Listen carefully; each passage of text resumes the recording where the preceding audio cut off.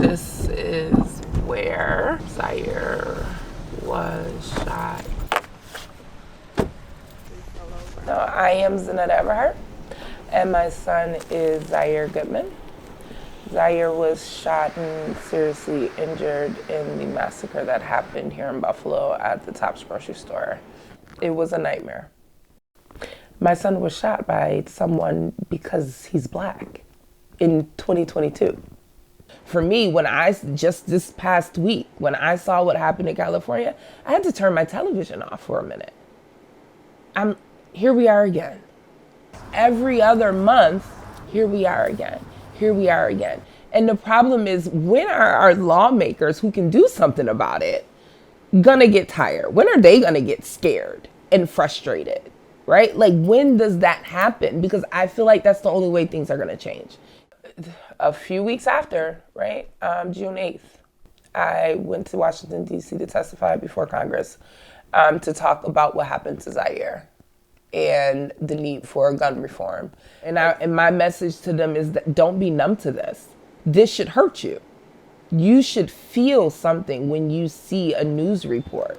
Well, sociology teaches us that when society starts to break down, when we enter a period of normlessness or anomie, where we're no longer bound to each other, no longer connected, then we see more of these kinds of incidents. A child shooting a teacher, a deranged teenager shooting up a school. I think the real danger at the period we're in right now, because of the frequency of the mass shootings, is that they start to get normalized.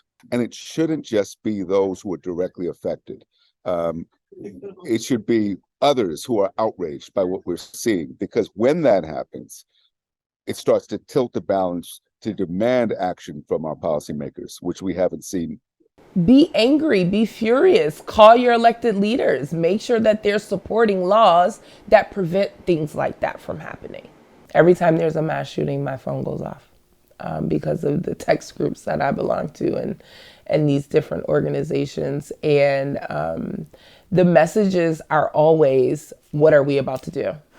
I would hope that I would be able to do this if I had lost my kid. I really do.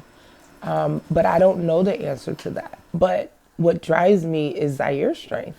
I got to keep my kid, he's still here. So for me, that means something. That means that I have to do this, right? Someone has to go out there and talk about this and what happened and tell Zaire's story and make sure people don't forget.